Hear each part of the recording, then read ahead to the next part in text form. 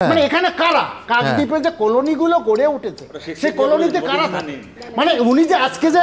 বলা হচ্ছে শুভেন্দুও বলছে রোহিঙ্গা মুসলমানদের বাঁচাতে হাঁটছেন মুখ্যমন্ত্রী শুধু রোহিঙ্গা সেখানে হিন্দুরা নেই একটা কথা শেক্সপিয়ারে বলা আছে পেরিক্লিস প্রিন্স অফ টায়ারে বলছে few love to hear the sins they love to act কিছু লোক মিথ্যা শুনতেও ভালোবাসে করতেও ভালোবাসে এখানে বেশি কারা আছে আজকে থেকে এখান থেকে হচ্ছে না 30 বছর যাবত হচ্ছে মুখ্যমন্ত্রী যখন ওখানে বলেছিলেন দিল্লিতে সেখানে তখন বলেছিল 1 লক্ষ প্রায় ভোটার রয়েছে 1 কোটির মতো 1 কোটি লক্ষ না হ্যাঁ 1 কোটির মতো তারপরে আর এখন বলছেন না কেন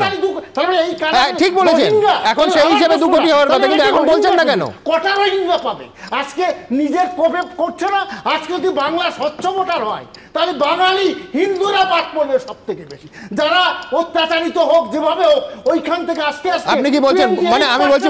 ভোটার তালিকা রিভাইজ হবে না হওয়া উচিত সমীক্ষা হবে না আজকে যে বলছে শুধু রোহিঙ্গাদের বাদ দিতে হবে এটা মিথ্যা কথা